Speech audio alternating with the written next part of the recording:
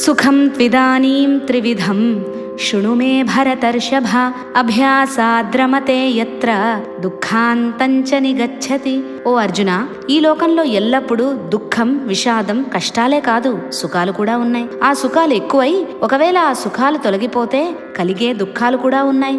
ఆ సుఖాలు కూడా 3 విధాలుగా విభజించబడ్డాయి. వాటి గురించి వివరిస్తాను, జాగ్రత్తగా విను అంటున్నాడు పరమాత్మ. పరమాత్మ ఇక్కడ దుఃఖాంతంచ నిగచ్చతి అన్నాడు. ఎవడు ఏ పని చేసినా సుఖపడడానికే చేస్తాడు కానీ దుఃఖపడడానికి చెయ్యడు. పైగా ఉన్న దుఃఖాలన్నీ పోగొట్టుకోవడానికి ప్రయాసపడతాడు. దుఃఖం అంతం ఏమిటి అంటే సుఖం. దుఃఖం తర్వాత సుఖం దానంతటదే వస్తుంది. అది మానవ సహజం. కానీ తన అవివేకం వల్ల ఉన్న సుఖాలు రాకపోగా కొత్త దుఃఖాలు వచ్చి పడుతున్నాయి. ఒక్కోసారి ఈ దుఃఖాలకు అంతం లేదా అని అనిపిస్తూ ఉంటుంది. ఇప్పుడు మనకు కొన్ని ప్రశ్నలు మనకు మనమే వేసుకోవాలి. దుఃఖానికి అంతం ఎప్పుడు? దుఃఖం లేని చోటు ఎక్కడైనా ఉందా? దుఃఖం ఎక్కడ అంతమవుతుంది?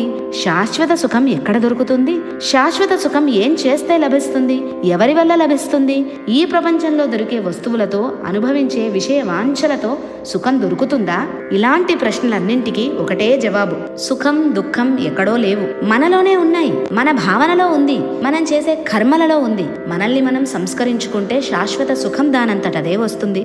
సుఖం కోసం ఎక్కడా వెతకవలసిన పని లేదు. అందుకే సుఖం కావాలంటే అభ్యాసం చేయాలి, మంచి అలవాట్లు చేసుకోవాలి అని అన్నాడు పరమాత్మ. మానవులు సహజంగా అనుభవించే సుఖాలలో కూడా 3 రకాలున్నాయని పరమాత్మ చెబుతున్నాడు. వాటి గురించి తర్వాత శ్లోకాలలో వివరించబోతున్నాడు పరమాత్మ.